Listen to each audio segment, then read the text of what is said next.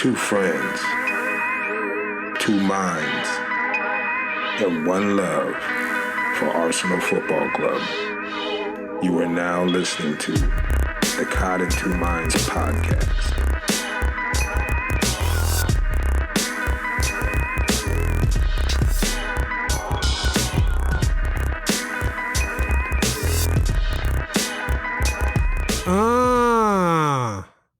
Yeah, big baby. Okay. All right. What's up? Oh, not too much, I these Monday games I get to watch on delay, so it's like I shut myself off from the rest of the world. Can't look on any apps or nothing, so but I finally got the game in, and Good stuff. Good stuff. They say you can't teach an old dog new tricks. Look at Wenger. Look at him. He made some changes. Switched up his whole style. Like, whoa. Yeah.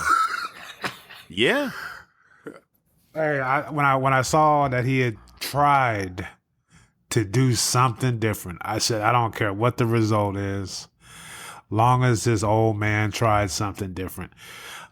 So, I talk a lot of shit about him never changing, and he did it to me again. He switched up the whole formation, three in the back. We had some wing backs out there. What are some of your thoughts? As actually, when you said three in the back, I was tripping because I couldn't, when you record it, you just go right to the kickoff. So I didn't really see the lineups, and I'll pick that up on the field. And I just kept looking at the back line and trying to figure out who was playing where. But I mean, I don't have any. I really don't. It's a trip to say it, but I don't really have any kind of a complaint about any of the players today. None of them. Aaron two-touch Ramsey. He brings up the rear for me, but such a beautiful chest bump down to Ozil's foot was that saved his day for me. Yeah, no. It looked like the team is gonna need to get used to this new formation. As far as going forward and creating lots of chances like we normally do, as far as pinging it around, and we looked a little rusty in that point. But Ox as a wing back, he looked good. He looked every bit as good as Victor Moses for Chelsea. You know what I mean? He was up and down. Exactly. He gave it a go. He was going at players. He was trying to make things happen. No complaints there. Yeah, up and down the line. Monreal, he looks like he can handle that role on the team as a wing back. If this is something Wenger wants to continue with, or like you said, scout your opposition and plan accordingly with formations and players and however you want to do it. But the three in the back, it was like I said, as soon as I saw that he's trying to do something different, I was like, okay, I gotta be down with the old man because at least he's trying. And I thought Holden, once again, every time he plays, he looks like he can handle the situation responsibly, and he played good, as a third center back.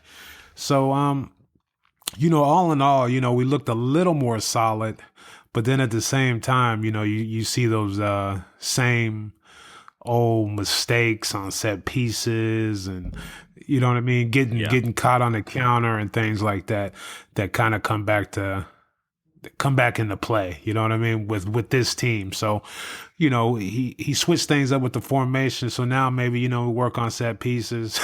You know what I mean? We get that going in training. But all in all, I was just happy we got 3 points. We need 3 points.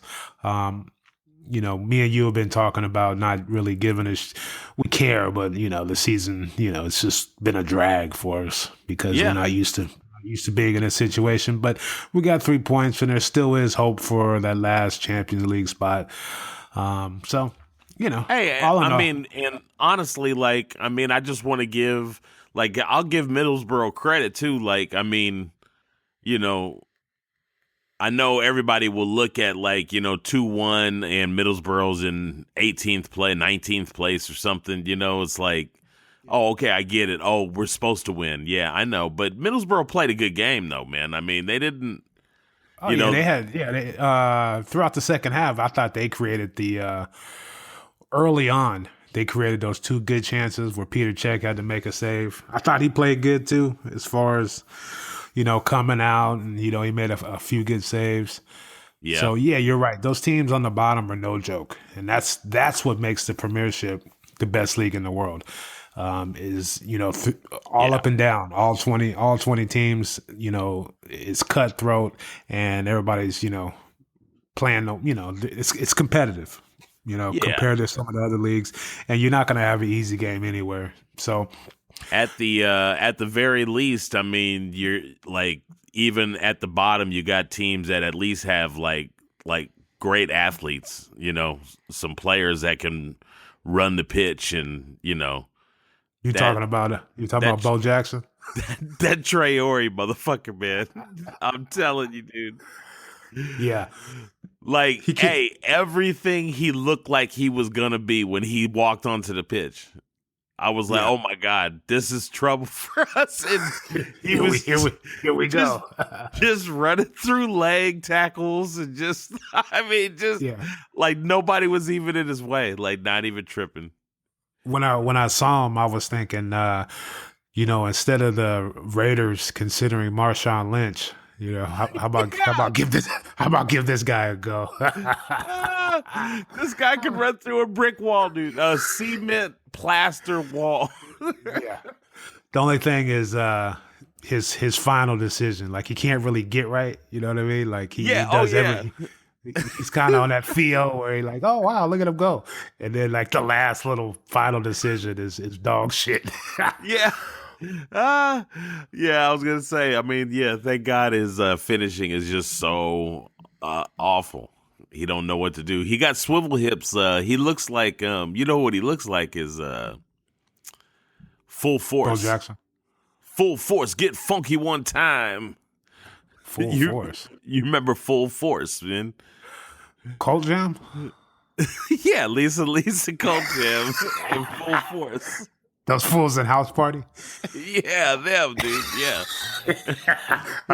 He looked just like partner that wore the fishnet tops. With his black nipples poking through.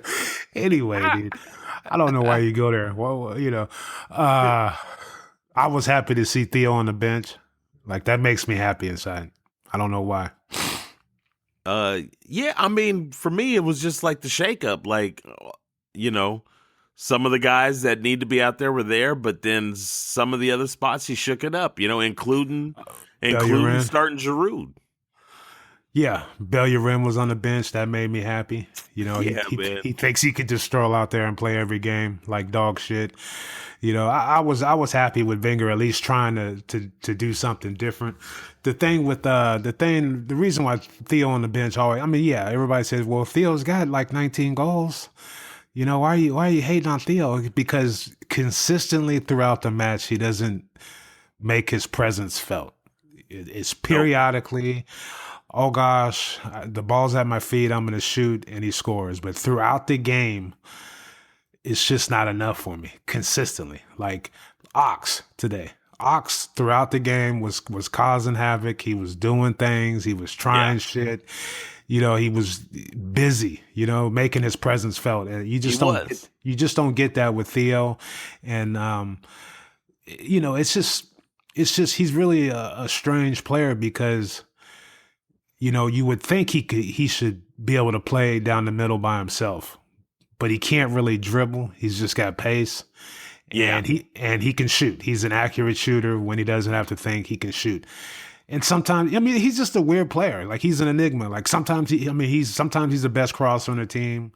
You know, he's very accurate shooter, but there's just long stretches throughout the game where he doesn't do anything. So I was happy with Wenger sitting him. Bellerin, like you said, I liked all the changes. I thought they were all warranted. And Yeah. you know, a lot of people aren't happy with the way we played. It was a boring game, but you know, we got 3 points away from home, all the way up north in Middlesbrough. So, you know, Yeah. Even thinking like towards the end of the game when Sanchez was telling the team like, "Hey, just relax, everybody." Well, actually, and then he gave the ball away, but whatever. yeah, But he was trying to tell everybody like, "Hey, man, it's cool. We have a lead. Like, let's actually. How about we just sit on this and win this game?" You know. I completely noticed that, and you're absolutely right. I thought that's what we need a lot more of. You know, somebody to just calm things down. Like, you know, when I used to watch Arsenal way back in the day with the Invincibles, we get to a point where we'd pass the ball around. We'd Olay it. You know what I mean? We wouldn't really go for that final goal until during our possession and all the Olays, we finally broke them down and had a clear-cut chance, and we'd ice the game. You know what I mean? But it was patient. It was patiently done with possession and just passing the ball around.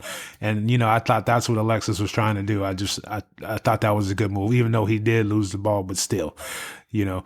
Yeah. Ozil, you know, great finish. He was running around all pitch. You know, the formation kind of allowed him to go everywhere instead of, you know, playing up, you know, like even looking at his game today, like, you know, you're never going to look at Ozil game and just be like, you know, like, wow, he really hustled today. But he is like his sprint speed, his acceleration is impressive, dude. It's like, right. You know, and today for me, he hit the sweet spot with the amount of times that he kind of pushed it to try to just like either interfere in a play, or try to made a couple tackles, try to make a couple quick little runs to like, you know, definitely. I thought he played well today. Yeah, I noticed it too. I noticed him tracking back. I noticed him making a few tackles. There was one by the sideline where he actually kind of did one of those slide tackles where you slide in front of the guy and kind of backheel it to tackle it away. He did one of those. I was like, you know, I kind of had to take a double look because I was like, wow, that's Ozil. You know, he's making tackles. He was busy. And you know, I looked on someone on my Twitter feed had, you know, stats with sprints and, you know, how far players ran. And Ozil was always, you know, he's always near the top every time that guy posts that. So, you know, he's just a very deceiving player. You know what I mean? You just have to, you know what I mean? Like some people just don't get it. And some people are like, he's incredible. You know what I mean? And I'm kind of on the, I'm kind of leaning towards he's incredible sometimes because it's just like Kevin Durant for the Warriors. Like you watch the game, you watch the whole Warrior game, you see him playing and you're like, damn, he scored 32 points. I know, you know what right? I mean? It's like, wow, he scored 32 points. And like, you know what I mean? You know, as a Warrior fan, I'm like, man, he needs to shoot more. I mean, he's so efficient. Like he needs to shoot more. I just, you know, for any basketball fans, man, I'm starting to think like, you know, I mean, it's just because he plays for my team, so I've watched him a lot this year. But man, I seriously think Kevin Durant's the best player in the league. Seriously, dude. I seriously believe that. He's the best scorer on the planet. I'll give him that. Like, I don't know about player because he does late in games make silly mistakes, but one like at the 4, you know, he, you know, or at forward, they always say LeBron is probably, you know, he's better, but I get the LeBron, I get it all, but man, KD does not have to work as hard as LeBron does to score, man. He just, Yeah, no, he missed like 6 or 7 shots yesterday, and I didn't notice. I didn't notice anything crazy until I looked at the box score at the end of the game. I was like, wow, he had 30-something points. Wow, I didn't All even right, notice. I'm done gushing about basketball. Yeah, man. But I mean, come on. You took it there. No, I did. My bad. What about the midfield? What about Xhaka and Ramsey? okay, so that's why I've been kind of waiting to just like I've been hard on him, so I just want to make sure I recognize when I thought he played well, and Xhaka played like a pretty good game.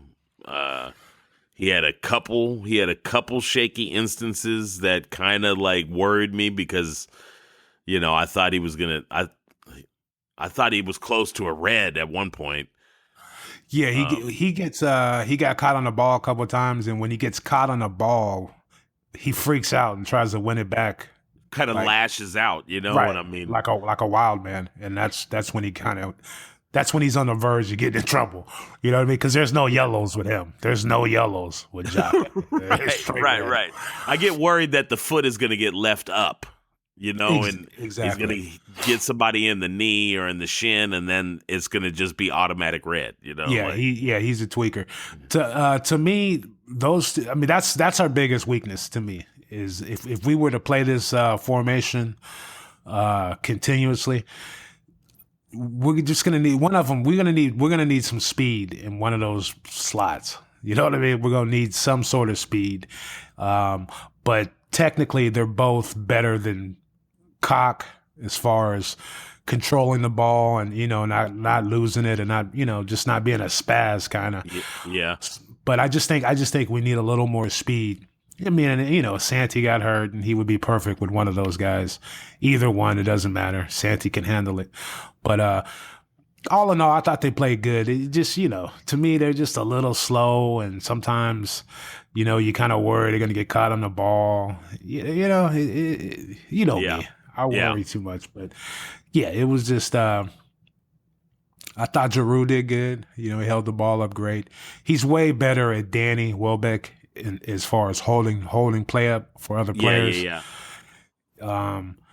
Danny, like you said last week, Danny, you could put Danny out wide left, and Sure. I think you can get a little more out of him there as far as defensively helping out, and but yeah.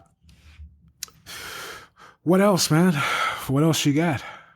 Who's your man of the match?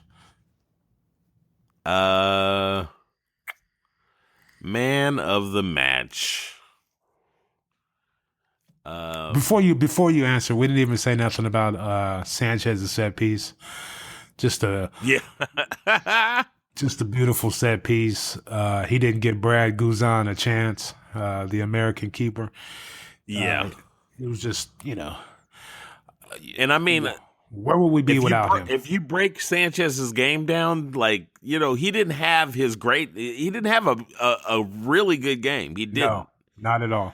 Not at all. But he scored on a set piece and he assisted, on another goal. So, yeah. All in all, it ended up being a good game. It's just, but he had a lot of mistakes in the game and shit, missed passes. And I completely agree. Just trying to force the pass instead of making the easy pass, kind of doing the Ramsey. You know what I mean? Yep. He did that a lot, and sometimes he dribbled a little too much.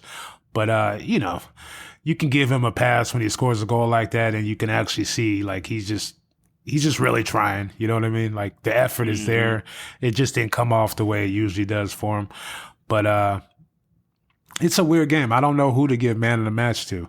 I want to say Czech. I want to say Holding. I thought he was great. I have to maybe go with Ox as far as just, from the start of the game to the end of the game, he was just, doing his thing as far as. Yeah. He was the only bright spot really for a stretch there as far as going forward. Yeah. Every time we got it to him, he was able to kind of like, tap it by or just run right through somebody. Yeah. My only knock would be those last few shots on goal. He should have crossed both of them. Yeah. We could have really iced the game off, but all in all, I would give it to Ox. Man, it's kind of hard to say this. Actually, I mean, with the way it went, man, I guess you give it to Alexis. But, I mean, stats wise, when you fill up the book and shit, but Monreal had another good game. He. It seems like I've been saying that a lot lately. Like, I don't know if he's just on a good run, in my opinion, or is he really in a good run right now? Yeah, he did good. I kind of got mad because on the goal they scored, Stuart Downing is left foot. Everybody knows that. And he let him cut in on his left and get the cross in. But Koscielny, he got turned all around and tried to kick it instead of just, facing the ball and heading it. I actually thought Czech should have came out and punched that myself, but no, where the ball came down, it turned out not being very far away from Czech at all. So if he goes up top for that, like he gets to that ball before Koscielny even has to worry about it, right. If he was a little more brave, I think he either comes out and punches it or even just really comes out and catches it. He might get a collision or something, but yeah, a little more brave, and that's in his hands. I think that's a good shout. Who we got coming up? Sunday, we got Man City, FA Cup, Wembley. Yeah. That'll be interesting because, like I said, we're not playing too well, but we got a result. You know what I mean? We didn't play, and that could be just getting used to the formation. Ramsey said we only worked on it for a week, so right. I'm kind of giving everybody a pass. But what are some of your thoughts on that game against Man City? I think we got a tough time winning.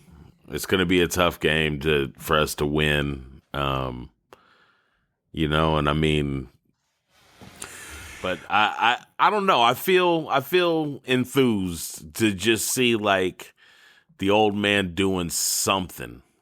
Yeah. Well, the thing is this. To me, I think if we focus. I mean, there was I think it was maybe last year or a few years back when we went to Man City and we kind of shut it down. We kind of parked the bus a little bit. We caught them on the counter.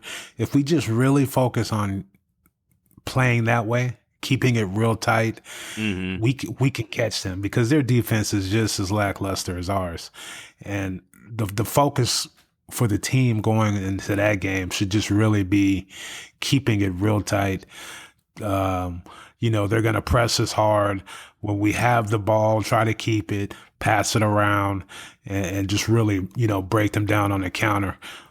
But it's a game we can win. It's just, which Arsenal team's going to show up, what kind of tactics we're going to have, because, Yeah, I mean, I think matchups like this for me, because I mean, honestly, both our teams' defenses are not the strongest, or at least not playing that way, lately. Right. So trying to get some goals against them is important because their defense should allow a couple, I would say. Right. Goals in the net, so going after them early and breakaways are kind of a ideal situation for Arsenal. If we could just break somebody away, because if we commit a lot to our build-up, and pretty soon we got 7 guys, 9 guys involved in the build-up. Like, that's where Man City's going to catch us, man. Sane. Yeah.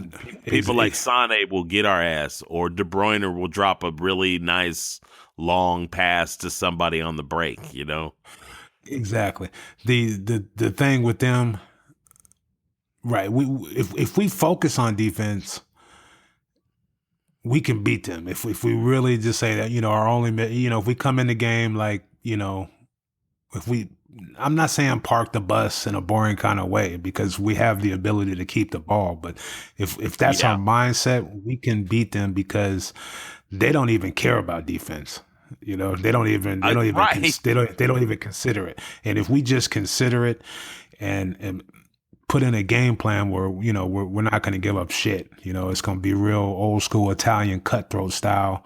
And, you know, we're going to clear everything and we're just going to do our thing defensively. We can catch them on the counter with the quality we have. But, you know, we have to be switched on at all times defensively because, you know, Kun Aguero is no joke. De Bruyne, you know, they have a lot of weapons going forward, but those guys aren't particularly good defenders. You know what I mean? So Right. when they're all pressing forward, all we have to really worry about is Fernandinho.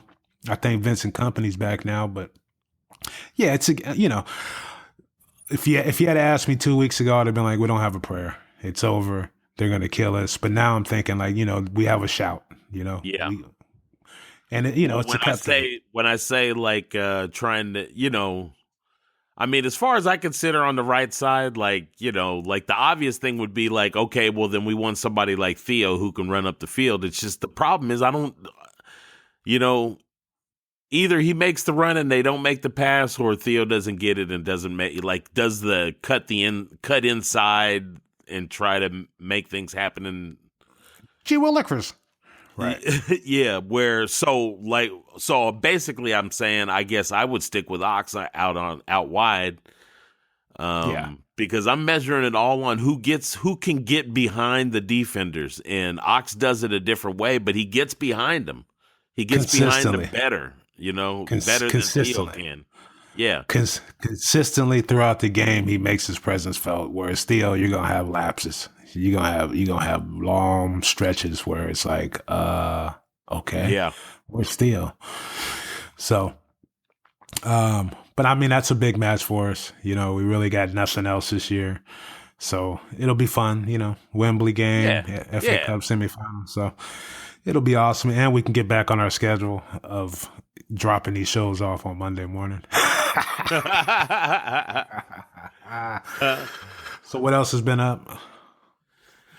Oh, you know, yesterday was Easter, and family came over. Everybody made a little something, you know. I made a fabulous pesto pasta salad, you know. Oh, wow. Dinner was delicious, so yeah. yeah, sure it was. And the Warriors won.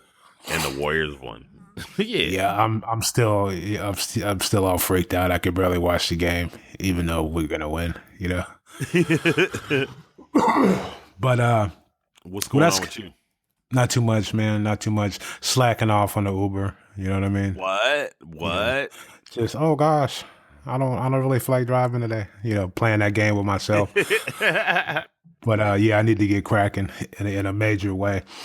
Let's see. I don't know. That's it. You've been watching it. You've been watching any shows or anything? I didn't see I didn't see Homeland. I didn't see the finale. Oh, I saw it. Yeah. Better Call Saul. Watched the first episode there. Yeah, me too. The Amazing Race. Yeah. I've been watching that. You see that one black dude got his nut caught in the. Ooh. Boy, he won't ever shut up though. He's all talking about he's an alpha male. He works in the financial district in New York City, and he's a take charge kind of guy. And he's all crying. You know, I love shit like that. Anyway, that's going to do it. Thanks for tuning into the podcast, Caught in Two Minds. Follow us on Twitter at CITM Podcast. You can also follow me at eMarsho, EMARSHO. And subscribe on iTunes. Subscribe, rate, and review. We're also on SoundCloud. You can catch us on YouTube. Just do a search. Caught in Two Minds. Come on. We know how this works. And, again, thanks for all the emails and thanks for all the support. Fitty? I'm at Gooner Rush. At Gooner Rush. And peace. Peace out.